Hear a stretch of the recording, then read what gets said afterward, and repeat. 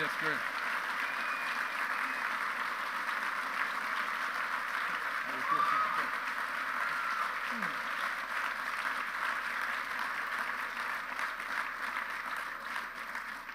Let me read this inscription to Mike Bidart, Lifetime Legal Achievement Award, honoring California's great trailblazers on the path to legal justice. May 17, 2008. Congratulations, Mike. Thank you very much.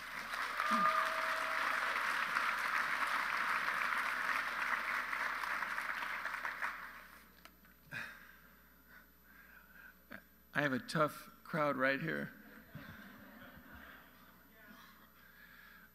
First of all, thank you very much, Bill. This is the end of the night, and I'm appreciative that any of you are even left at this hour, so thank you. I was concerned. And so, where to begin? First of all, I want to acknowledge and extend my congratulations to my co-honorees tonight.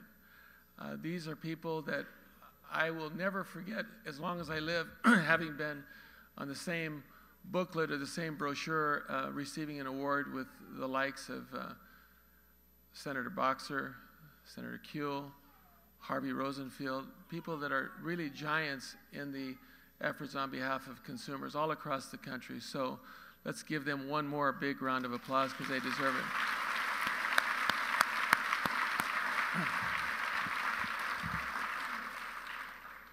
Interestingly, today at lunch, one of the many friends that came today is a friend of mine from the state of Washington, Rick Friedman, and we were having lunch because we picked him up while they came after they arrived at the Ontario airport near our home in Chino.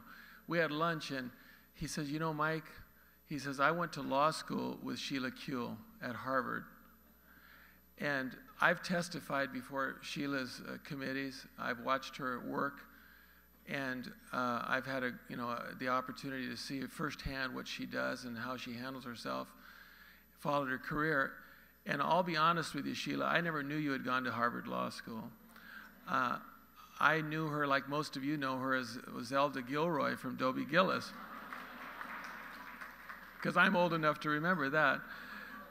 And he said, Mike, she was so good that it made me think, when she was on that moot court competition, how could I ever be a lawyer to be like that? And that's coming from Rick Friedman, who is a member of the inner circle of lawyers, 100 lawyers in the country, one of the top trial lawyers in the country. And so that was a true story that happened in Chino today, Sheila, so congratulations on your work.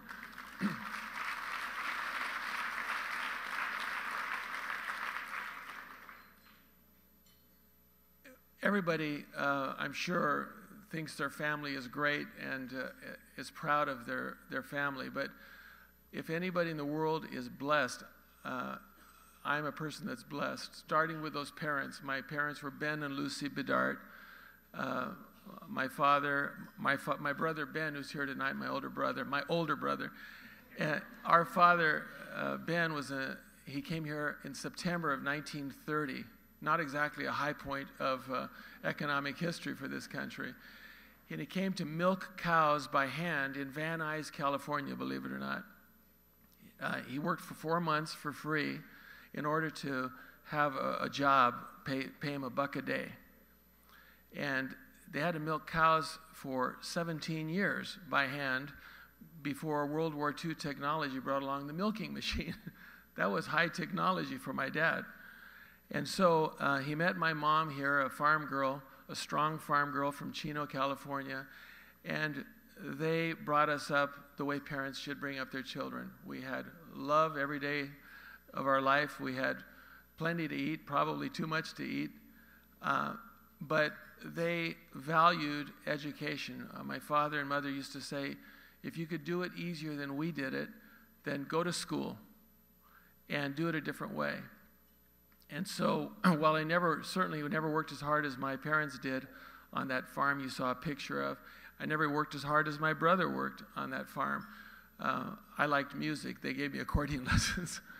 But I liked school, and I was blessed. Any judge here tonight that's my friend, or a justice of the Court of Appeal, or other lawyers, all of you who are my friends, You can't start naming everybody in the room, but I think everybody will indulge me in allowing me to introduce teachers, people who were in my life, my teachers.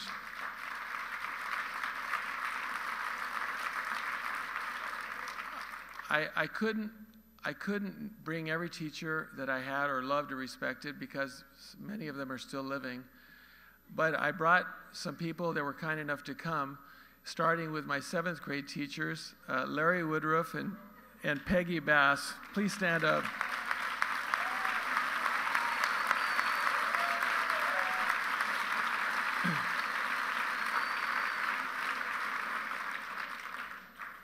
When I was in 7th grade in Chino, Larry Woodruff was a dashing, confirmed bachelor with a 54 Corvette convertible, blue. We were all envious of. And Peggy Bass was this charming, witty, good-looking common learnings teacher. And he was my science teacher and the dean of boys, and Peggy was the common learnings teacher, which back then was English and history and reading and all that stuff. And we were there in West Hall, and we watched them fall in love. And we used to follow them around the school while they hold hands, and one time I got in trouble in Mr. Woodruff's class, and she told me when I walked in her class, "I'm disappointed in you, Mike." And I've never forgotten it to this day. So I hope tonight you're not disappointed in me.